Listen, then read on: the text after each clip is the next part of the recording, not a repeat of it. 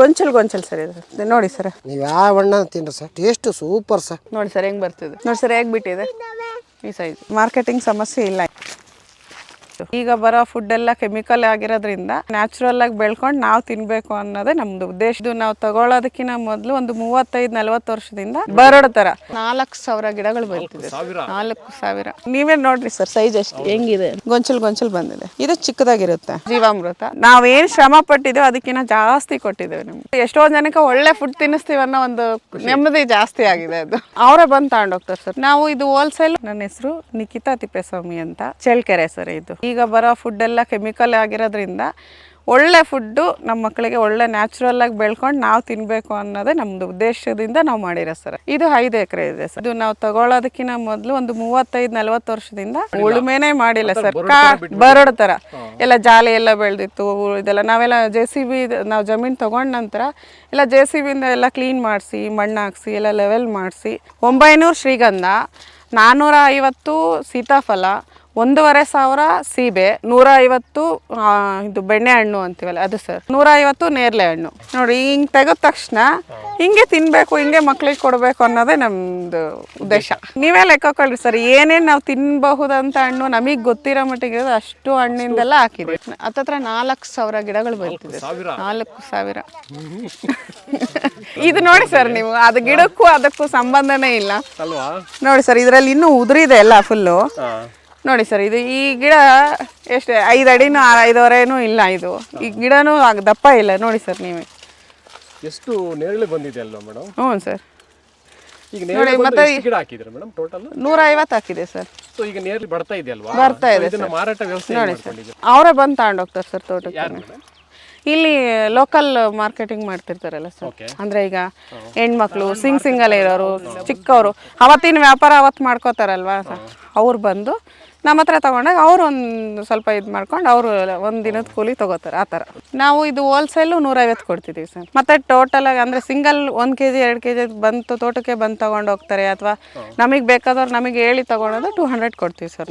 ನಾವೇ ಕಿತ್ತು ತೊಗೊಂಡು ಹೋಗೋದ್ರಿಂದ ಅವರೇ ಬಂದು ತೊಗೊಂಡ್ರೆ ಒಂದು 150. ಯಾಕಂದರೆ ಮತ್ತು ಅವ್ರಿಗೂ ಈಗ ಮಾಮೂಲು 200 ರೂಪಾಯಿ ಮಾರ್ಕೊತಾರಲ್ಲ ಸರ್ ಅವರು. ಅವ್ರಿಗೆ ಈಗ ನಮ್ಮ ಹತ್ರ ಈಗ ಅವರು ತಗೊಂಡು ಹೋಗೋದ್ರಿಂದ ಅವ್ರಿಗೆ 50 ಉಳಿಬೇಕು. ಒಂದು 10 kg ಮಾರ್ಕೊಂಡ್ರೆ ಅವ್ರಿಗೆ ಒಂದು 500 ರೂಪಾಯಿ ಕೂಲಿ ಬರುತ್ತೆ. ಹಂಗೆ ಅವ್ರದ್ದು ನೋಡ್ಕೋಬೇಕಲ್ವ. ಈಗ ನಾವು 200 ಮಾರ್ತಿದ್ದೀವಿ ಅಂತ ನಾವು ಹಂಗೆ ಕೊಡೋಕ್ಕಾಗಲ್ಲಲ್ವ. ಅವ್ರು ವ್ಯಾಪಾರಸ್ಥರು ಅಂತ ಬಂದಾಗ ಅವ್ರಿಗೆ 50 ರೂಪಾಯಿ ಕಮ್ಮಿನೇ ಕೊಟ್ಬಿಡ್ತೀವಿ. ಅಷ್ಟಾದ್ರೂ ನಾವು ಅದನ್ನೇನು ಆರ್ಗಾನಿಕಲ್ ಬೆಳೆದಿದ್ದೀವಿ ಅಂತ ಜಾಸ್ತಿ ಮಾರ್ತಾ ಇಲ್ಲ ಸರ್. ಇದೇ ಫಸ್ಟ್ ಸರ್. ನಾವು ಗಿಡ ಹಾಕಿ 2.5 ವರ್ಷ ಅಂದಾಗ ಈ ವರ್ಷ ಬೆಳೆ ಬರುತ್ತೆ ಅಂತಾನೆ ನಾವು ಅನ್ಕೊಂಡಿರ್ಲಿಲ್ಲ. ಹೌದು. ಈಗ ಅವರು ನಮಗೆ ನರ್ಸರಿ ಅವ್ರು ಕೊಟ್ಟಾಗ 3 ವರ್ಷಕ್ಕೆ ಅಂತ ಹೇಳ್ಕೊಟ್ಟಿದ್ದು ನಮಗೆ. ಹಾಗಾಗಿ ಇನ್ನೂ 6 ತಿಂಗಳು ಟೈಮ್ ಇದೆ ನಮ್ಮ ಪ್ರಕಾರ. ಇನ್ನೇನು ಈ ವರ್ಷ ಮಾರ್ಕೆಟಿಂಗ್ದಾಗಲಿ ಇನ್ನೊಂದಾಗಲಿ ನಾವೇನು ಎಷ್ಟು ಬರುತ್ತೆ ಅಂತಲೂ ನಾವೇನು ಅದ್ರ ಬಗ್ಗೆ ಲೆಕ್ಕ ಹಾಕ್ಕೊಂಡಿರಲಿಲ್ಲ. ಈಗ ಹಣ್ಣು ಬಂದಾಗೇ ನಮಗೆ ಖುಷಿ ಆಗಿರೋದು ಬಂದಿದೆ ಅಲ್ಲ ಅಂತ ಅಷ್ಟೇ. ಹೌದು, ಅದೇ ಸರ್. ಕೊಟ್ಟಿಗೆ ಗೊಬ್ಬರ ಅಷ್ಟೇ ಸರ್. ಕೊಟ್ಟಿಗೆ ಗೊಬ್ಬರ, ಇದು ಬೇವಿಂದು ಹಿಂಡಿ ಅದು ಸ್ವಲ್ಪ ಹಾಕಿದ್ದು ಸರ್. ನೋಡಿ ಸರ್, ಈಗ ನೀವೇ ನೋಡಿರಿ ಸರ್ ಸೈಜ್ ಎಷ್ಟು ಹೆಂಗಿದೆ ನೋಡಿ ಸರ್. ಗೊಂಚಲು ಗೊಂಚಲು ಬಂದಿದೆ. ಹಾಂ, ಇದು ಫಸ್ಟ್ ನೋಡಿ ಸರ್. ಇದು ಕೆಂಪದು ಇದೆಯಲ್ಲ, ಈಗ ಇದು ಚಿಕ್ಕದಾಗಿರುತ್ತೆ. ಇದು ನೋಡಿ, ಇದು ಅದು ಕಾಯಿ ಸರ್. ಇದು ಬ್ಲ್ಯಾಕ್ ಇದೆ, ಇದು ಹಣ್ಣಾಗಿರೋದ್ರಿಂದ ಆ ಟೈಮ್ ಈ ಥರ ಹಣ್ಣು ಆಗೋಷ್ಟರಲ್ಲಿ ಇದು ಈ ಸೈಜಿಗೆ ಬರುತ್ತೆ. ಹೌದು. ಅಂದರೆ ಅವರು ಬೇರೆಯವರು ಈಗ ವ್ಯಾಪಾರಸ್ಥರು ಇಲ್ಲೇ ಬಂದು ತಗೊಂಡು ಹೋಗ್ತಾ ಇರೋದ್ರಿಂದ ನಿಮ್ಮ ಮಾರ್ಕೆಟಿಂಗ್ ಸಮಸ್ಯೆ ಏನಿಲ್ವಾ? ಇಲ್ಲ ಸರ್, ಮಾರ್ಕೆಟಿಂಗ್ ಸಮಸ್ಯೆ ಇಲ್ಲ. ಈಗ ನಮ್ದೇ ಏನು ಹಣ್ಣು ಬರ್ತಿದೆ ಸರ್, ಅವರು ಈಗ ಡೈಲಿ ವ್ಯಾಪಾರಿಗಳಲ್ಲ ಸರ್. ಹೌದೌದು, ಅವ್ರು ನೋಡ್ಕೊಂಡ್ರೆ ಇಲ್ಲೇ ಬರ್ತಾ ಇರ್ತಾರೆ. ಹೌದು. ಲಾಸ್ಟ್ ಇಯರ್ ಫಸ್ಟ್ ಟೈಮ್ ಬಂದಾಗ ಇಬ್ಬರ ಇದಾಯಿತು. ಒಂದ್ಸರಿ ಬೆಂಗಳೂರಿಗೆ ತಗೊಂಡೋಗಿದ್ದೀವಿ ಸರ್ ಮಾರ್ಕೆಟಿಂಗಿಗೆ. ನಮಗೆ ಇಲ್ಲೆಲ್ಲ ನಾವು ಲೇಬರ್ ಹಚ್ಚಿ ಗಿಡದಿಂದ ತೆಗೆದು ಬಾಕ್ಸ್ ಮಾಡಿ ಇಲ್ಲಿಂದ ಗಾಡಿ ವೆಹಿಕಲ್ ಎಲ್ಲ ಹೋದ್ರೂ ನಮಗೆ ಅಷ್ಟೇ ಉಳಿಯುತ್ತೆ ಸರ್. ಅದೆಲ್ಲ ನಾವು ಡೈರೆಕ್ಟಾಗಿ ನಾವು ಅಷ್ಟೆಲ್ಲ ಮಾಡಿಸಿ ಅಲ್ಲೋಗಿ ಅಷ್ಟು ಬರೋದಕ್ಕಿಂತ ಇಲ್ಲ 10 ರೂಪಾಯಿ ಕಮ್ಮಿ ಕೊಟ್ಬಿಟ್ರೆ ನಮ್ದು ಇದೆಲ್ಲ ಚಾರ್ಜ್ ಉಳಿತೆ, ನಮಗೂ ಟೈಮ್ ಸೇವ್ ಆಗುತ್ತೆ, ಇವ್ರಿಗೂ ವ್ಯಾಪಾರಸ್ಥರಿಗೂ ಒಂದು ಡೈಲಿ ಅವ್ರಿಗೂ ಹೆಲ್ಪ್ ಆಗುತ್ತೆ ಅನ್ನೋದು ಇಬ್ರಿಗೂ ಆಗುತ್ತೆ ಅಲ್ವಾ ಸರ್. ಅದಕ್ಕೋಸ್ಕರ ನೋಡಿ ಸರ್, ಇದು ಈ ಫಸ್ಟ್ ಗಿಡ ಹೈಟ್ ನೋಡಿ ಸರ್ ಎಷ್ಟಿದೆ. ಇದು ಗಿಡ ಇರೋ ಹೈಟಿಗೂ ಈಗ ಇದಕ್ಕೂ ಈ ಹಣ್ಣು ಬಿಟ್ಟಿರೋದಕ್ಕೂ ಸಂಬಂಧನೇ ಇಲ್ಲ. ನೋಡಿ ಸರ್, ಇದು ನೋಡಿ ಸರ್, ಈಗ ಕೊಂಬೆನೇ ಬಂದಿದೆ ಸರ್. ಹಾಂ, ನೋಡಿ ಸರ್ ಕೊಂಬೆ ನೋಡಿ ಸರ್. ಹಾಂ, ನೋಡಿ ಸರ್, ಇಷ್ಟ ಹಣ್ಣು ಈಗ ಹೀಲ್ಡ್ ಜಾಸ್ತಿ ಬಂದ್ರೆ ಸೈಜ್ ಕಮ್ಮಿ ಬರುತ್ತೆ ಅಂತಾರೆ. ಇಷ್ಟು ಹೀಲ್ಡ್ ಬಂದ್ರು ಹಣ್ಣು ಸೈಜ್ ಕಮ್ಮಿ ಇಲ್ಲ ಸರ್ ಅದ್ರ. ಹೌದೌದು. ಅಂದ್ರೆ ಇಷ್ಟೊಂದು ಫಲವತ್ತತೆಯಿಂದ ಇರಕ್ಕೆ ಮೇಜರ್ ಕಾರಣಗಳು ಏನ್ ಅನ್ಕೊಂತೀರಾ ಮೇಡಮ್ ನಿಮ್ ಪ್ರಕಾರ? ಸರ್ ನಮ್ಮ ಪ್ರಕಾರ ಫಸ್ಟ್ ಮಣ್ಣು ಚೆನ್ನಾಗಿದೆ, ಕೆಂಪು ಮಣ್ಣು. ಮತ್ತೆ ಫಸ್ಟಿಗೆ ಗೊಬ್ಬರ, ಕುರಿ ಗೊಬ್ಬರ, ಕೊಟ್ಟಿಗೆ ಗೊಬ್ಬರ ಏನು ಕೊಡ್ತೀವ ನಾವು ಇದು ಗಿಡಕ್ಕೆ, ಅದೇ ಮೇನ್ ಜಾಸ್ತಿ. ನೀರು ನಾವು ಗಂಜಲ ಅಥವಾ ಸಂಗಣಿ ಹಾಕಿ ತಯಾರು ಮಾಡೋ ಜೀವಾಮೃತ. ಇದನ್ನ ಮಾಡೋ ಶ್ರಮ ಸರ್ ಫಸ್ಟ್ ಮೇನ್. ನಾವೀಗ ಡೈಲಿ ಇದರಿಂದ ಇದು ಓಡಾಡ್ಕೊಂಡು ಇದನ್ನ ನೋಡ್ಕೊಂಡು ಇದು ಮಾಡ್ತಿದೀವಲ್ಲ ಸರ್, ಅದೇ ಅದಕ್ಕೆ ಖುಷಿ ಜಾಸ್ತಿ. ಹಾಂ, ಈಗ ಅದಕ್ಕೆ ತಕ್ಕಂತೆ ನಾವು ಇದಕ್ಕೆ ಹೆಂಗೆ ನೋಡ್ಕೋತೀವಿ ಅಂದರೆ ಮಕ್ಕಳಿಗಿಂತ ಹೆಚ್ಚಾಗಿ ನೋಡ್ಕೊತಿದ್ದೀವಿ. ಅವು ಅಷ್ಟೇ, ಅದಕ್ಕೆ ನಾವೇನು ಶ್ರಮ ಪಟ್ಟಿದ್ದೇವೆ ಅದಕ್ಕಿಂತ ಜಾಸ್ತಿ ಕೊಟ್ಟಿದ್ದೇವೆ. ನಮ್ಗೆ ಈಗ ಹಣ್ಣು ಕೊಡುತ್ತೆ, ಒಳ್ಳೆ ಗಾಳಿ ಕೊಡುತ್ತೆ. ಎಲ್ಲದಕ್ಕಿಂತ ಹೆಚ್ಚಾಗಿ ಇಲ್ಲಿ ಬಂದರೆ ಒಂದು ತೋಟದ ಖುಷಿ ಸಿಗುತ್ತಲ್ಲ, ಅಷ್ಟೇ ಸಾಕು. ನೋಡಿ ಸರ್, ಆ ಕಡೆ ಎಲ್ಲ ಇದೆ ಫುಲ್ಲು. ನೋಡಿ ಸರ್, ಹಿಂಗೆ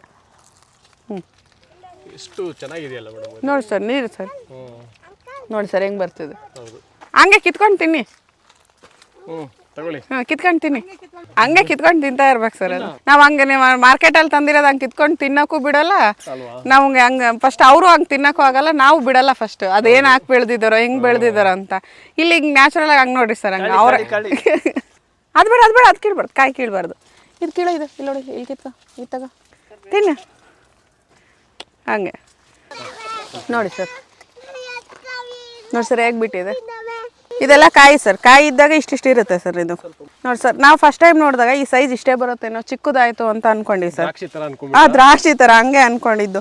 ಅಂದರೆ ಅದಕ್ಕೆ ನಾವೇನು ಅನ್ಕೊಂಡ್ವಿ, ಹೀಲ್ಡ್ ಜಾಸ್ತಿ ಬಂದಿರೋದ್ರಿಂದ ಚಿಕ್ಕದಾಗಿದೇನೋ ಅಂತ. ಫಸ್ಟ್ ಟೈಮ್ ಬಂದಿರೋದು ಈ ಥರ ಚಿಕ್ಕದು ಬಂದಿದ್ದಲ್ಲ, ನೆಕ್ಸ್ಟ್ ಟೈಮ್ಗೆ ಏನಾದರೂ ದೊಡ್ಡದು ಬರುತ್ತೆ ಅಂದ್ಕೊಂಡ್ವಿ. ಬಟ್ ಇದು ನೋಡಿದರೆ ಈ ಸರಿನೇ ಈ ಥರ ದೊಡ್ಡದಾಗಿ ಬಂದಿದೆ ಸರ್, ಈ ಸೈಜ್. ನಾವು ಇದನ್ನ ನೋಡಿದಾಗ, ಫಸ್ಟ್ ನೋಡಿದಾಗ ಈ ಸೈಜ್ಗೂ ಇಷ್ಟು ಹೆಂಗೆ ಬರುತ್ತೆ ಅಂತ ಅಂದ್ಕೊಂಡಿದ್ವಿ. ಇಷ್ಟು ಸೈಜ್ ಬಂದಾಗೇ ನಮಗೆ ಗೊತ್ತಾಗಿದೆ ಇಷ್ಟು ಒಳ್ಳೆ ಗಿಡ ಸಿಕ್ಕಿದೆ ನಮಗೆ ಅಂತ. ನೋಡಿ ಸರ್, ಗೊಂಚಲು ಸರ್ ಇದು. ಈಗ ತೆಗಿಬೇಕು ಸರ್ ಹಣ್ಣು. ಬೆಳಗ್ಗೆ ಸ್ವಲ್ಪ ತೆಗೆದು ಕೊಟ್ಟಿದ್ದೀವಿ, ತಗೊಂಡೋಗಿದ್ದಾರೆ. ನೋಡಿ ಸರ್ ಒಂದು ಹುಳ ಆಗಲಿ ನೋಡಿರಿ, ಇಲ್ಲಿ ಹೆಂಗೇನಾದ್ರೂ ಇದ್ದರೆ ಇಲ್ಲೇ ಕಾಣಿಸುತ್ತೆ ಸರ್. ಇಲ್ಲಿ ಚಿಕ್ಕದ ಹೋಲ್ಸ್ ಥರ ಬಂದಿರುತ್ತಿಲ್ಲ, ಅಲ್ಲಿ ಒಳಗಡೆ ಹೋಗಿರುತ್ತೆ. ನೋಡಿ, ಯಾವ ಕಡೆ ತಿರುಗಿಸಿದ್ರು ಸರ್. ಇನ್ನೊಂದು 4-5 ಹಾಕಿದ್ರೆ 1/4 kg ಆಗುತ್ತೆ. ಇಷ್ಟು ಇವುದು ಸ್ವೀಟ್ ಇರೋದ್ರಿಂದ ಏನು ಒಬ್ಬೊಬ್ರು 1/4 kg, ಅರ್ಧ kg ತಿಂದ್ಬಿಡ್ಬೋದು ಸರ್ ಒಂದೇ ಸರಿನೇ. ಯಾಕಂದರೆ ಸ್ವೀಟ್ ಇರೋದ್ರಿಂದ. ಇದು ಸ್ವೀಟ್ ಇರೋಕ್ಕೆ ಕಾರಣ ನಾವು ಕೊಡ್ತಾ ಇರೋ ನೀರು, ಗೊಬ್ಬರ ಅಷ್ಟೇ ಅಂತ ಅಂದ್ಕೊಂಡಿದ್ದೀವಿ ಸರ್. ನಾವು ಕೊಟ್ಟಿಗೆ ಗೊಬ್ಬರ ಕೊಡ್ತಿರೋದ್ರಿಂದ, ನ್ಯಾಚುರಲ್ ಆಗಿ ಬೆಳೆದಿರೋದ್ರಿಂದ ಸ್ವೀಟ್ ಇದೆಯೋ ಅಥವಾ ಇದು ಗಿಡದಿಂದನೇ ಸ್ವೀಟ್ ಬಂದಿದೆಯೋ ಗೊತ್ತಿಲ್ಲ. ಒಟ್ಟು ಸ್ವೀಟ್ ಇದೆ ಹಣ್ಣು ಮಾತ್ರ ಸರ್. ಈ ಕೊಂಬೆ ನೋಡಿ, ಈಗಿರೋ ಈ ಕೊಂಬೆಗೆ ನೋಡಿ ಸರ್, ಈ ಕೊಂಬೆ ನೋಡಿ ಸರ್, ಈ ಇರೋದು ಇದಕ್ಕೆ ನೋಡಿ ಸರ್.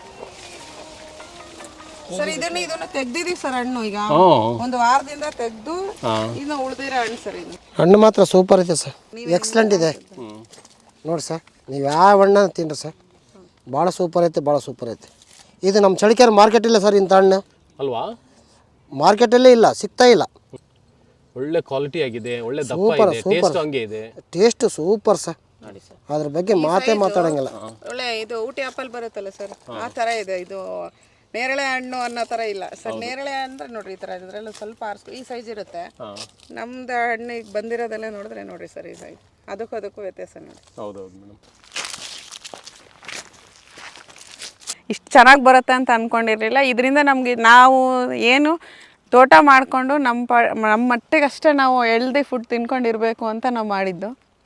ನಮ್ಮಿಂದ ಸುಮಾರು ಜನ ಈಗ ತಿಂತಾರೆ, ತೊಗೊಂಡೋಗ್ತೀವಿ. ಅವ್ರಿಗೂ ಈಗ ಕೆಲವರು ಎಲ್ಲರೂ ಬೆಳೆಯೋಕ್ಕಾಗಲ್ಲ, ಅವರು ಅಮೌಂಟ್ ಕೊಟ್ಟೆ ತಗೊಂಡೋಗ್ತಾರೆ, ನಮ್ಮ ಹತ್ರ ಫ್ರೀ ತಗೊಂಡೋಗಲ್ಲ. ಆದರೂ ಎಷ್ಟೋ ಜನಕ್ಕೆ ಒಳ್ಳೆ ಫುಡ್ ತಿನ್ನಿಸ್ತೀವಿ ಅನ್ನೋ ಒಂದು ನೆಮ್ಮದಿ ಜಾಸ್ತಿ ಆಗಿದೆ. ಅದು ನಾವಷ್ಟೇ ಅಲ್ವ, ನಮ್ಮ ಸುತ್ತ ಇರೋರು ಚೆನ್ನಾಗಿರಲಿ ಅನ್ನೋ ಒಂದು ಇದು ನಮ್ಮ ಇದು ತೋಟದಿಂದ ಈಗ ಡೈಲಿ ಒಂದು 10 ಜನ ಇಲ್ಲಿಂದ ಹಣ್ಣು ತೊಗೊಂಡೋಗಿ ಮಾರ್ಕೊಂಡು ಅವರು ದುಡಿಮೆ ಮಾಡ್ಕೋತಿದ್ದಾರೆ.